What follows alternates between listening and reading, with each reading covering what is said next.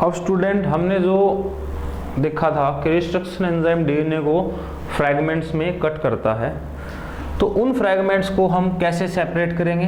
तो हमारा अगला टॉपिक रहेगा separation and isolation of DNA fragment. जो डीएनए फ्रैगमेंट आए हैं इनको हम किस प्रकार से सेपरेट और आइसोलेट कर सकते हैं। तो जो डीएनए फ्रैगमेंट आए हैं हमारे पास, उनको सेपरेट किया जाता है एक यूनिट पे जिसको बोलते हैं जेल इलेक्ट्रोफोरेसिस यूनिट।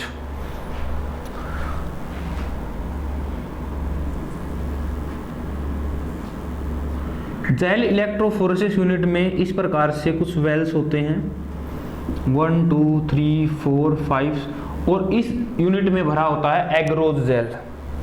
इस यूनिट में होता है एग्रोज जेल। एग्रोज जेल जो है हमने 11th क्लास में पढ़ा था। जेल गैलीसेरेला और ग्लाइडियम दो एल्गी पड़ी थी, और वहाँ से पढ़ा था कि इनसे हम अगार अगार लेते हैं। ग्लाइडियम और गैलीसेरेला एल्गी से हम क्या लेते हैं, अगार अगार लेते हैं, या अपनी एनसीईआरटी के अकॉर्डिंग एग्रोज जेल को एक्सट्रैक्ट किया जाता है फ्रॉम दी सीवीड्स। तो जो डीएनए फ्रैगमेंट है इनको सेपरेट किया जाता है इस यूनिट के ऊपर, और इस यूनिट का नाम है जेल इलेक्ट्रोफोरेसिस यूनिट।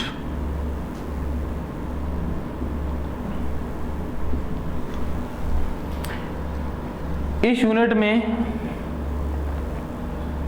एनोड होगा, कैथोड होगा,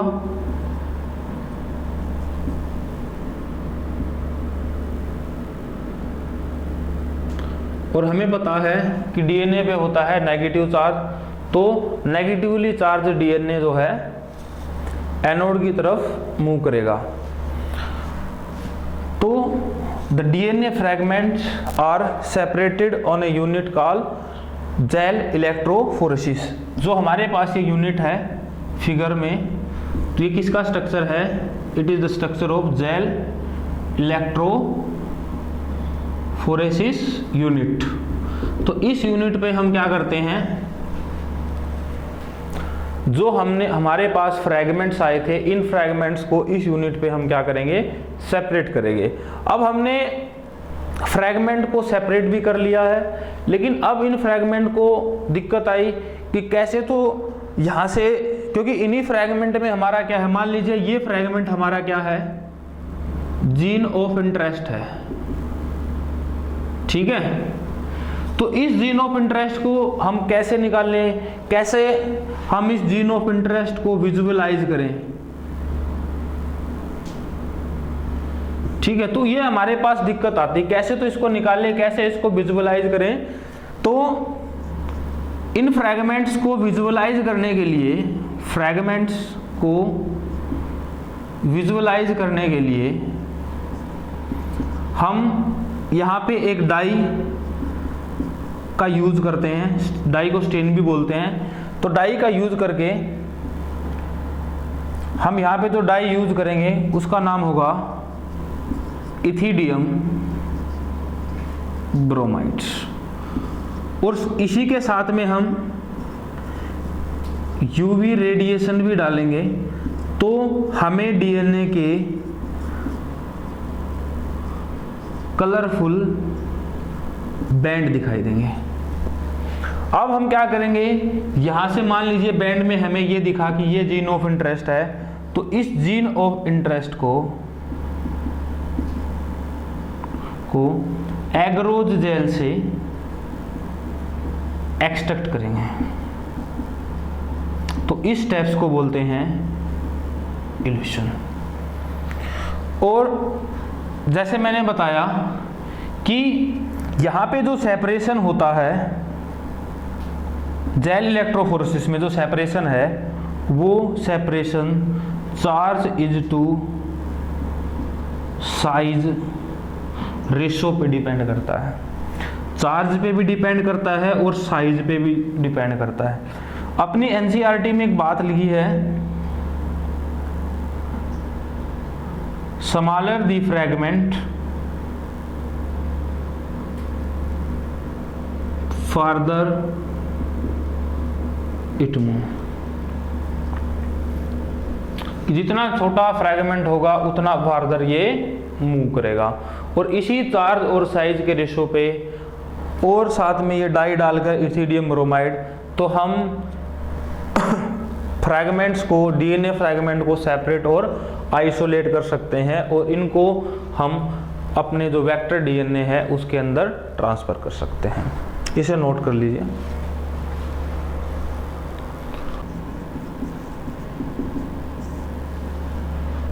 अब स्टूडेंट हम डिस्कस करेंगे वेक्टर के बारे में। इस वेक्टर को क्लोनिंग व्हीकल्स भी कह सकते हैं, क्योंकि हमने जो डीएनए फ्रैगमेंट बनाया है, इस डीएनए फ्रैगमेंट्स को या इस जीन ऑफ इंटरेस्ट को हमें डालना पड़ता है किसी सेल्स के अंदर। मान लीजिए मैं ई कोलाई के अंदर ट्रांसफ़र कर रहा हूँ, तो उस जीन ऑफ इंटरेस्ट को ट्रांसफ़र करने के लिए हमें किसी न किसी चीज़ की ज़रूरत पड़ेगी, हमें एक क्लोनिंग व्हीकल की ज़रूरत पड़ेगी। तो वेक्टर क्या यहाँ पे क्या काम करेगा, क्लोनिंग व्हीकल का काम करेगा। तो हमारे पास जो कॉमनली यूज वेक्टर है वो है प्लाज्मिड। और ये प्लाज्मिड मैं क्यों यूज कर रहा हूँ, क्योंकि इस प्लाज्मिड के पास कुछ खास फीचर हैं। अब हम उन फीचर्स को देखेंगे। प्लाज्मिड क्या है? प्लाज्मिड एक इंडिपेंडेंटली रेप्लिकेटिंग सर्कुलर डीएनए है। प्लाज्मिड एक इंडिपेंडेंटली रेप्लिकेटिंग सर्कुलर डीएनए है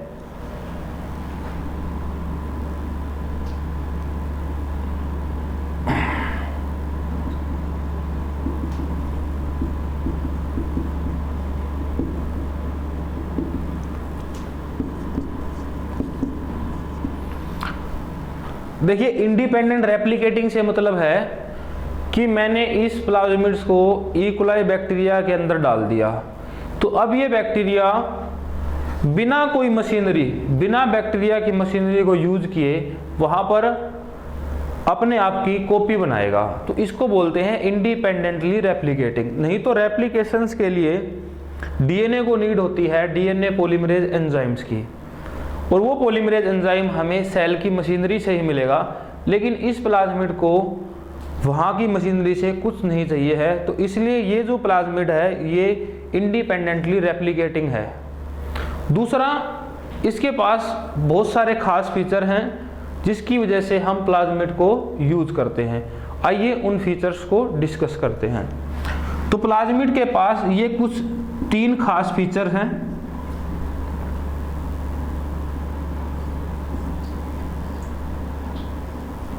पहला फीचर है origin of replication, second feature है सिलेक्टेबल मार्कर, और थर्ड फीचर है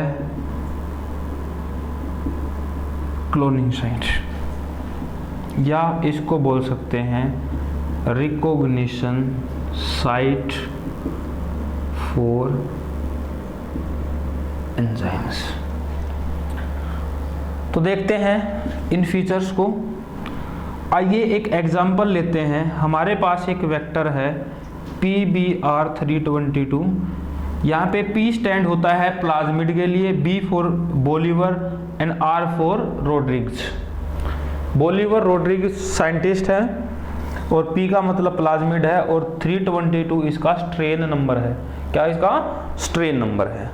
तो ये मेरे पास एक वेक्टर डीएनए है, सर्कुलर डीएनए है, प्लाज्मिड है। तो इस प्लाज्मिड में हमें कुछ खास फीचर देखने को मिलते हैं। वे फीचर हैं origin of replication, selectable marker and cloning sites. तो आइए पहले फीचर को जानते हैं, ओरिजिन ऑफ रेप्लिकेशंस को। देखिए मैंने यहाँ पर एक नॉर्मल डीएनए यूज किया।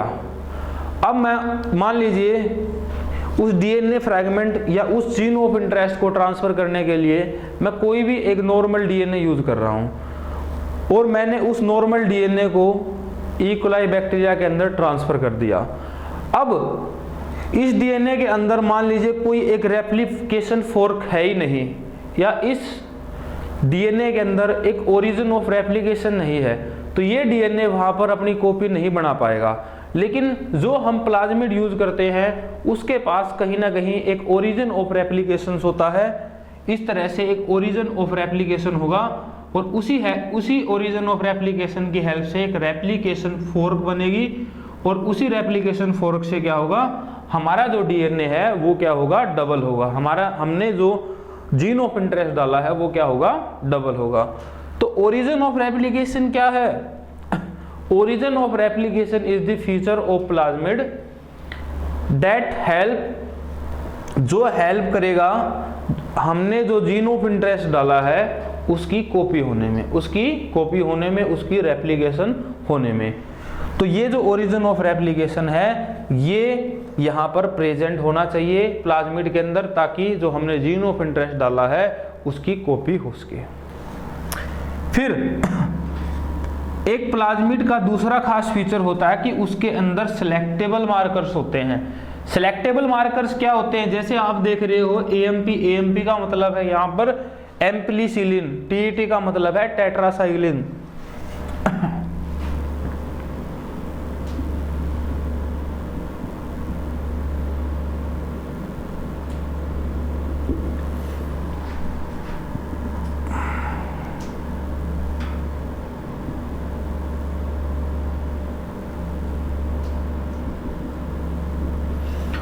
तो इस प्रकार से जो एंटीबायोटिक रेजिस्टेंस, ये एएमपी क्या है, ये एक वेक्टर डीएनए के अंदर हमारे एंटीबायोटिक रेजिस्टेंस जीन है। एम्पलीसिलिन एक एंटीबायोटिक रेजिस्टेंस जीन है, टेट्रासाइलिन एक एंटीबायोटिक रेजिस्टेंस जीन है, कैनामाइसिन एक एंटीबायोटिक रेजिस्टेंस जीन है, क्लोरोमा फेनिकोल्स भी एक एंटीबायोटिक रेजिस्टेंस जीन है। ये एंटीबायोटिक रेजिस्टेंस जीन एक तरह से सिलेक्टेबल मार्कर का यूज करते हैं। अब समझिए सिलेक्टेबल मार्कर क्या होते हैं।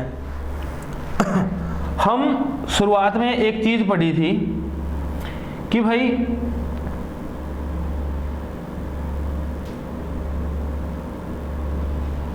ये हमारा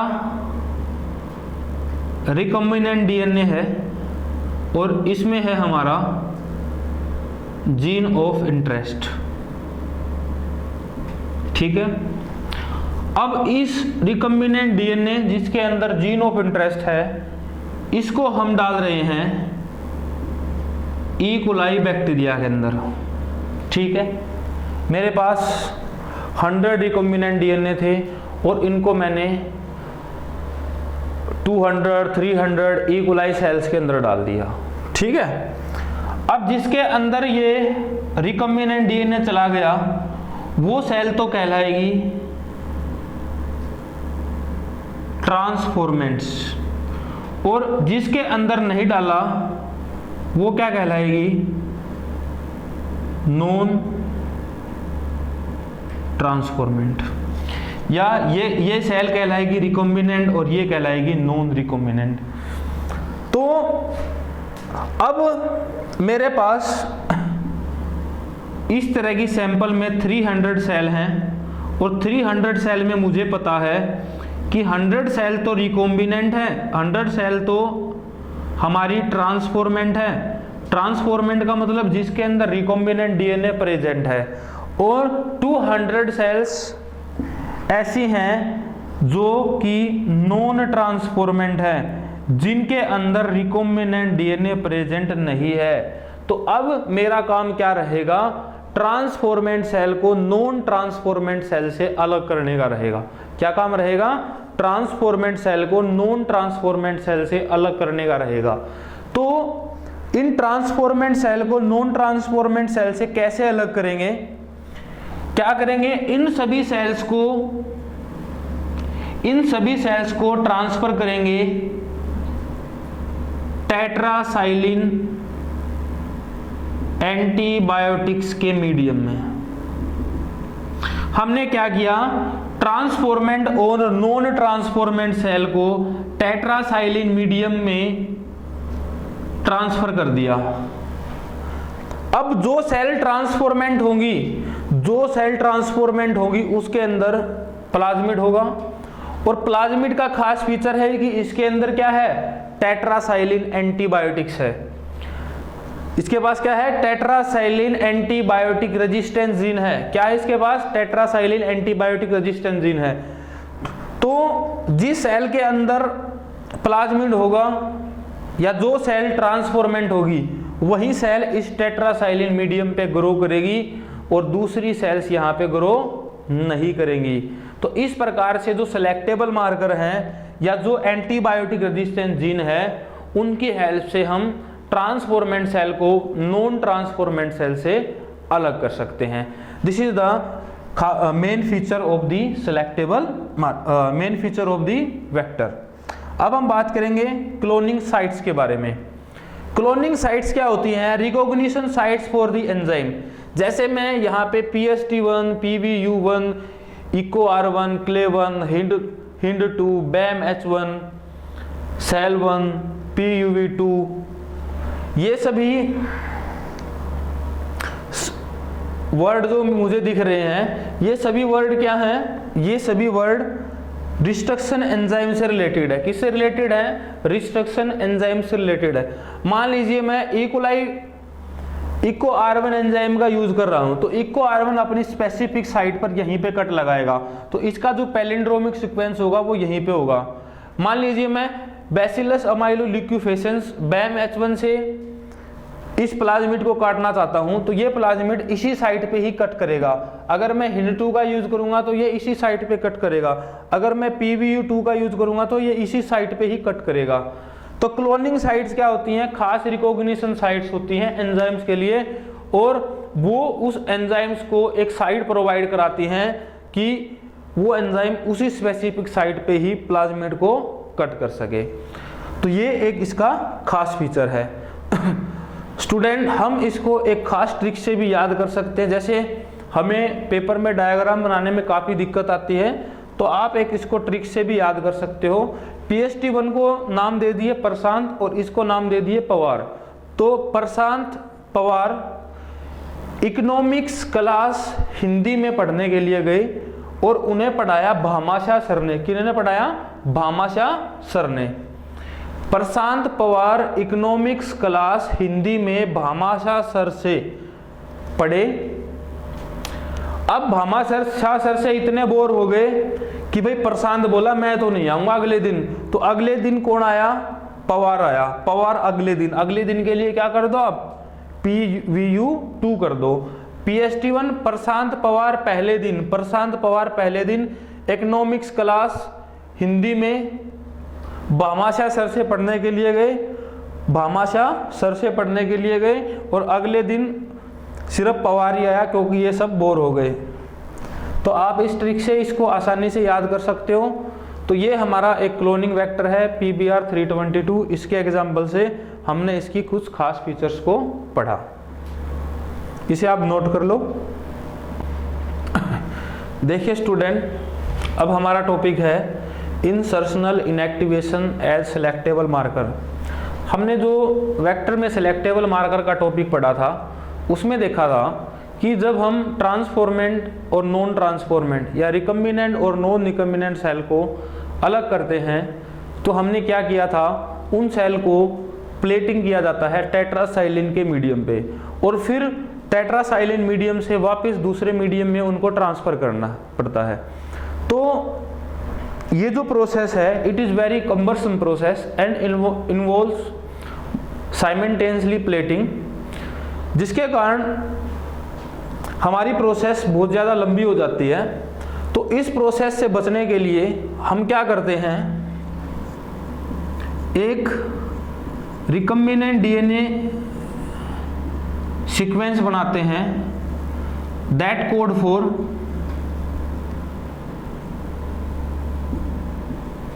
बीटा ग्लैक्टोसिडेज। या हमने एक टॉपिक पढ़ा था लैक ओपेरोन के अंदर कि जो जेड जीन था वो क्या बनाता है, वो बनाता है बीटा ग्लैक्टोसिडेज एंजाइम।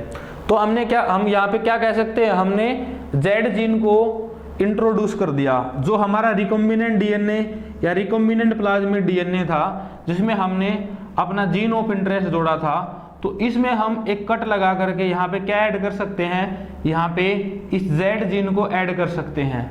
तो ये जेड जीन किसको शो करेगा, ये शो करेगा बीटा ग्लैक्टोसिडेज को शो करेगा। और जब हमने इस प्लाज्मिड के अंदर बीटा ग्लैक्टोसाइडेज ऐड किया है, अब क्या करेंगे, हम एक क्रोमोजेनिक सबस्ट्रेट ऐड करेंगे। अब इन सेल्स में हम क्या करेंगे, जब हमने ट्रांसफॉर्मेशन कर ली है सेल्स की, अब मेरे पास मैंने ये चीज़ ऐड कर ली है और यहाँ पे मेरे पास ई कोलाई सेल हैं और ई कोलाई सेल्स के अंदर क्या करेंगे, इस प्लाज्मिड को ट्रांसफर कर देंगे। तो हम यहाँ पे देखेंगे कुछ सेल तो ट्रांसफॉर्मेंट है और कुछ सेल क्या है, नॉन ट्रांसफॉर्मेंट है। अब ट्रांसफॉर्मेंट को नॉन ट्रांसफॉर्मेंट से अलग करने के लिए हम क्या करेंगे, हम एक क्रोमोजेनिक सबस्ट्रेट ऐड करेंगे। क्रोमोजेनिक सबस्ट्रेट ऐसे सबस्ट्रेट होते हैं जो कलर शो करते हैं, ठीक है। तो जो सेल नॉन ट्रांसफॉर्मेंट होंगी, जो सेल नॉन ट्रांसफॉर्मेंट होंगी वो ब्लू कलर शो करेंगी, और जो सेल ट्रांसफॉर्मेंट हैं, जिनके अंदर जो सेल हमारी ट्रांसफॉर्मेंट है या जिनके अंदर हमारा रिकम्बिनेंट डीएनए है, तो उसके अंदर क्या होगा, उसके अंदर एंजाइम होगा बीटा ग्लैक्टोसिडेज। और ये बीटा ग्लैक्टोसिडेज इस क्रोमोजेनिक सबस्ट्रेट की वजह से इनएक्टिव हो जाएगा। क्या हो जाएगा, ये बीटा ग्लैक्टोसाइडेज क्रोमोजेनिक सबस्ट्रेट की वजह से हो जाएगा इनएक्टिव। इनएक्टिव होने से जो ट्रांसफॉर्मेंट सेल है या जिनके अंदर बीटा ग्लैक्टोसिडेज है वो कोई भी कलर शो नहीं करेंगी, नो कलर। और नो कलर का मतलब है ये कॉलोनी हमें व्हाइट दिखाई देंगी। तो अब हम यहाँ से ब्लू व्हाइट स्क्रीनिंग कर सकते हैं, ब्लू कॉलोनी को अलग कर देंगे और व्हाइट कॉलोनी को अलग कर देंगे, तो हमारे पास सिर्फ रिकम्बिनेंट कॉलोनी बचेंगी। तो इस प्रकार से जो इंसर्शनल इनएक्टिवेशन है उसको हम as a selectable marker use कर सकते हैं। इसे नोट कर लीजिए।